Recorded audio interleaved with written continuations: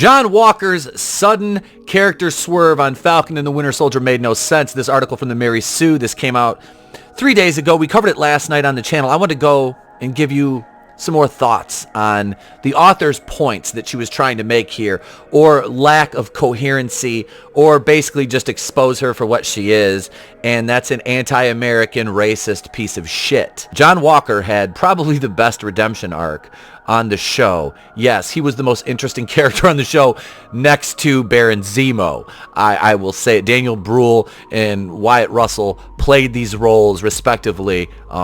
Perfect. Absolutely perfect. Watched a couple other videos breaking down the finale, which kind of changed my opinion of the show a little bit, which I'm not easily swayed, and it didn't completely change it.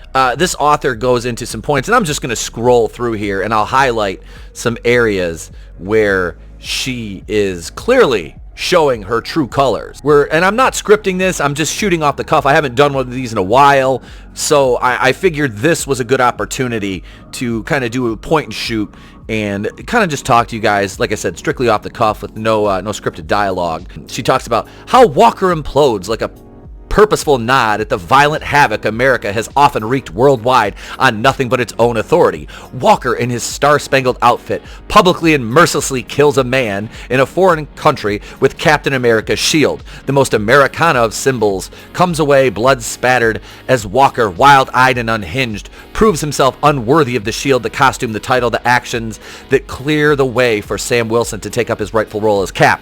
Well, first of all, you twat, Sam surrendered the shield to the U.S. government, which it doesn't belong to the U.S. government anyway. It doesn't. But he surrendered it to put in a museum. We knew it wasn't going to stay there, okay?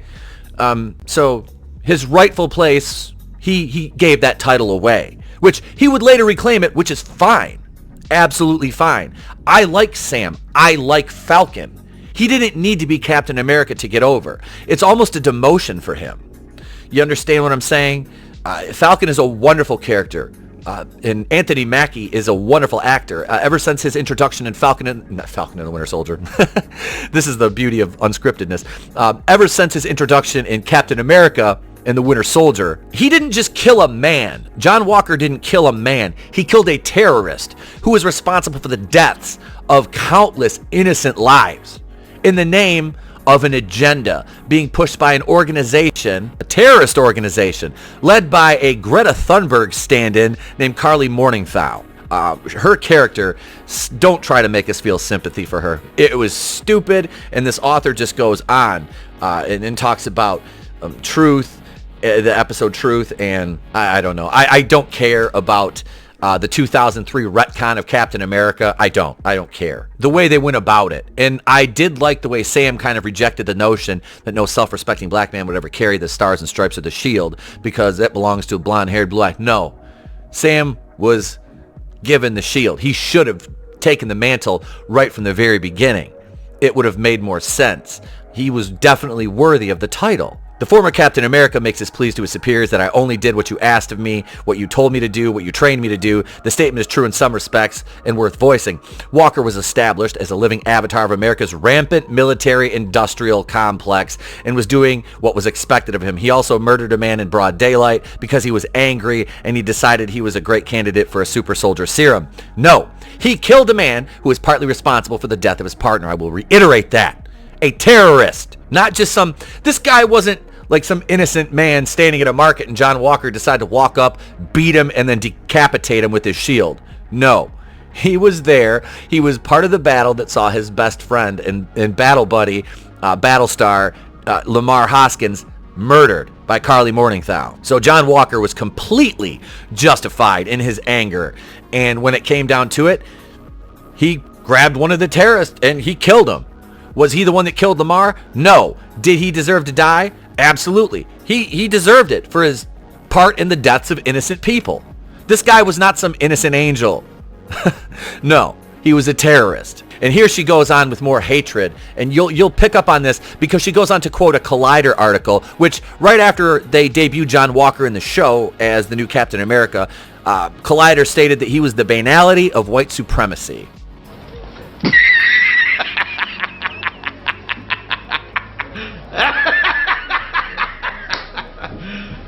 You serious? because he was given authority without even considering where it came from or if it should go to somebody more worthy, i.e. somebody of color. But what are you going to do? Sam didn't want it at first. So you're just going to be like, you're such a racist bigot for taking the shield from a black man who didn't want it. What? What kind of mental gymnastics and logic are you doing in your head to justify your idiotic, lunatic point of view? She says, a fitting end for John Walker on Falcon and Winter Soldier would have been to leave him, as we see him in the penultimate episode's end credits scene, renounced by the institution he trusted, his life in shambles, his purpose unclear. Even at this point, however, he's still fashioning his own makeshift cap shield. He clearly hadn't received the message at all about why he has no place wielding those symbols. You have no place wielding a computer and writing articles that impressionable, smooth-brained idiots might actually take seriously. Because let me scroll back up to the beginning of this article, because I want to look at this here. Going into Falcon and Winter Soldier, I thought that John Walker was meant to emerge as the primary villain of the piece. I thought. So this is basically just an opinion piece. This is not anything rooted in fact. This is an opinion piece written by someone who is clearly not a fan of the country that she lives in, that provides her a living. She probably makes way more money than I do writing for a garbage tier website like the Mary Sue, claims to be the nexus of pop culture, which is just a haven for future cat ladies in training and their soy boy beta cuck fanboys that rally around them and be like, yes, queen, slay, you're so stunning and brave. You wrote about how evil white men are. Work presents Afternoon Yak. Man. Cancelled. And here we go. She says, instead, the Falcon and the Winter Soldier made an inexplicable narrative move. Walker returns in the finale, one world, one people, and seemingly from 1 minute to the next, his entire trajectory changes. He experiences what must be the most abbreviated and whiplash-inducing redemption arc in cinematic history, as Vinnie Mancuso writes in Collider, and this is where she totally goes off the rails. You're quoting a Collider article, okay? Collider is junk. Collider is absolutely shit writing by shit people for morons. If you take anything Collider says seriously, I don't know. God have mercy on your soul. He says, there is one moment where he's given a choice: pursue vengeance on Carly or save a van full of people teetering on the edge of a ditch. And he chooses innocent lives. The reward for doing the bare human minimum is that he gets his fully marvelized and just becomes a goofy hero guy, quipping at the wrong times, bantering with Bucky, and undercutting any hard-earned emotional tension at every turn. They're just mad because he wasn't villainized, because they went all in on demonizing him from the very start as this evil, toxic white male. Have you ever seen anything like this, Pat? Lydia goes on to say, suddenly Walker is on Team Sam and Bucky, and he walks away from the final fray with nary a scratch while Carly gets shot and killed by Sharon Carter. This is again a man who slaughtered another man with Captain America's shield the entire world was watching mere days ago, and he shows no remorse about his actions. If anything, Walker doubled down, lying to Lamar's family that the flag smasher he murdered was the one who killed Lamar, and jumping straight back into the heat of battle. Imagine how the flag smashers felt. You serious? Fuck you and fuck the flag smashers. They're not sympathetic villains. Stop trying to make terrorists who murder people sympathetic villains. They're garbage people who murdered innocent folks to further their narrative and their agenda. You are straight garbage. I just hate to rant and rave on these videos. I don't like doing this, but my God, like, are you that stupid? Like, do you go out and sympathize with the Taliban when they blow up a school? Or Hamas when they shoot a rocket into a hospital? Do you sympathize with people who hurt innocent folks? Is that what you do? Is that your modus operandi? Is that the kind of values you support? Because if so, I got nothing for you. There's no redeeming you. The precipice that your article is based on is rooted in fallacy. It is as sturdy as a house of cards in a hurricane built on a wet napkin bridge. Imagine how the flag smashers felt when the person who brutally executed their friend and compatriot is suddenly there again and is being backed up by the superheroes. Holy shit. This is what passes for journalism these days. I don't care that Walker decided not to go after Carly and help the people who were hanging out in the most tired of action movie cliches, a perilously dangling vehicle. He shouldn't have been there at all, and he shouldn't be backslapping Bucky Barnes. She's probably one of the people that's mad because Bucky and Steve didn't have a homosexual relationship. And I say that not as a slight to homosexuals. I say that as an insult to these morons who insist that two historically straight characters must be turned gay just to satiate the need of 4% of the people in the entire country that use Twitter. There's like, what, a couple 100,000 people on Twitter total? And we act like that is representative of the whole. It is not.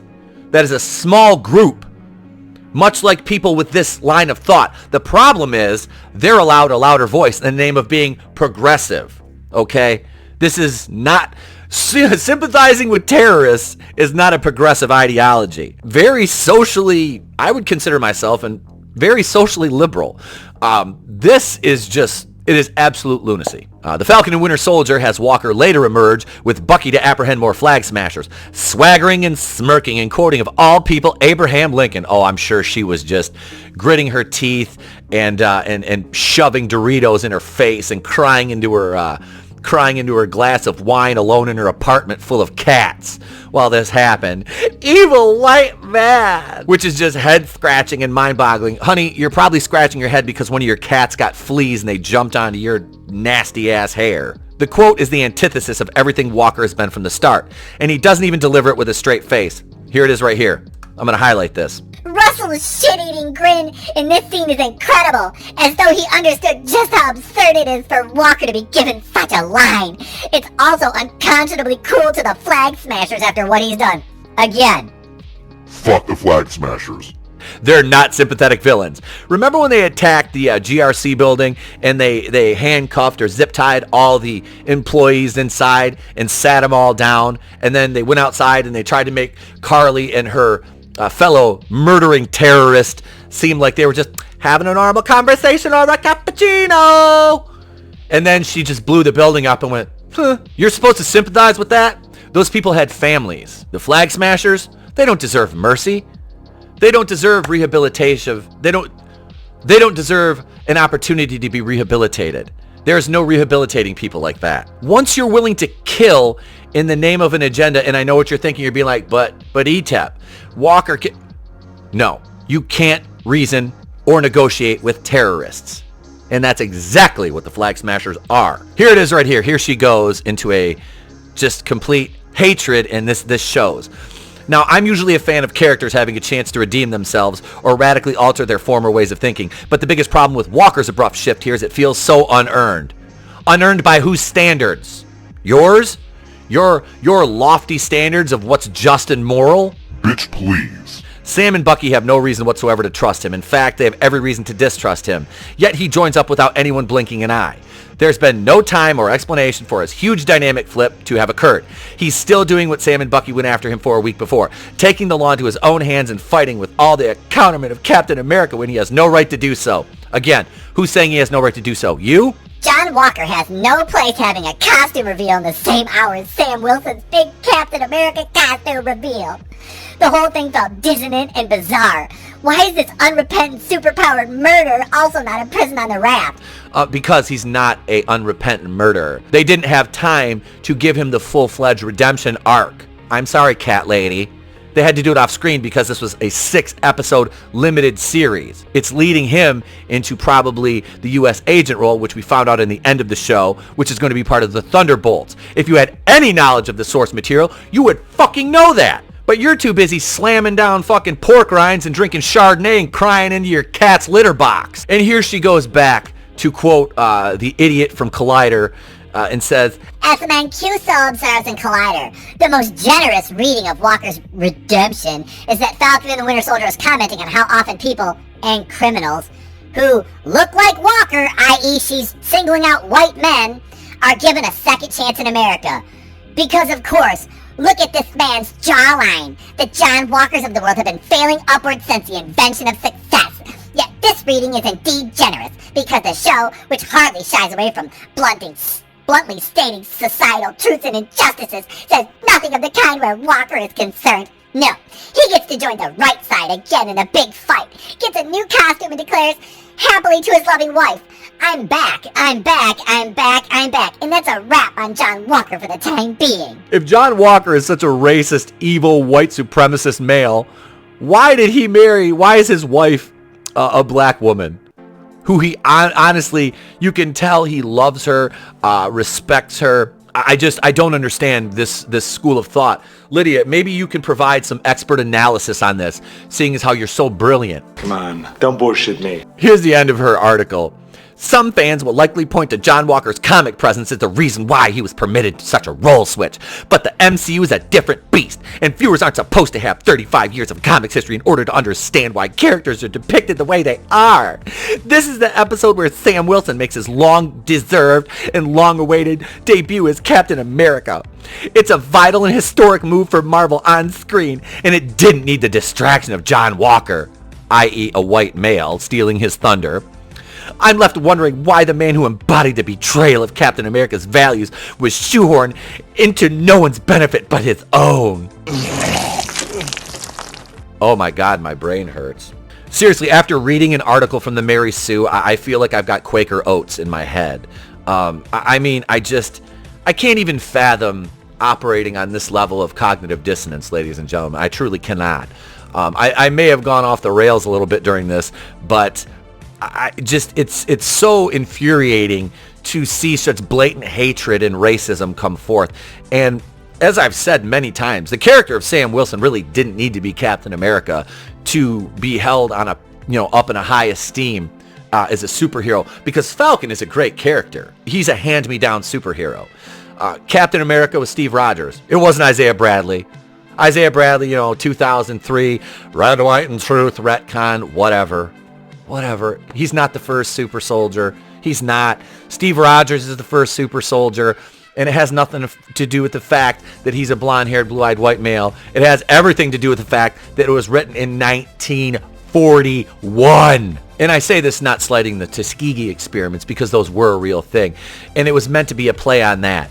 But that being said, you don't need to go back and retcon a superhero just for your political and narrative agenda. Nobody buys it except the MCU stans, which I deal with, and I got called a racist for making fun of the fact that Okoye killed Corvus Glaive in Avengers Endgame, when I said, well, that's kind of funny because Corvus Glaive mopped the floor with Vision before he ever stabbed him.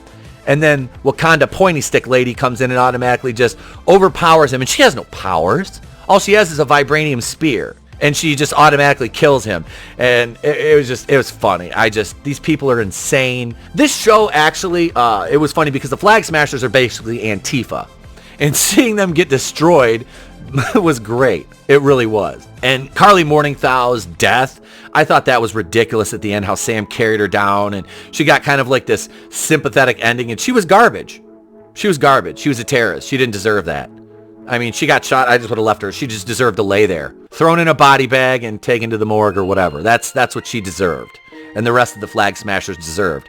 And Baron Zemo, hey, he's like has this badass butler go out and blow up the truck full of them that were going to the raft. There you go. Bye-bye. Problem solved.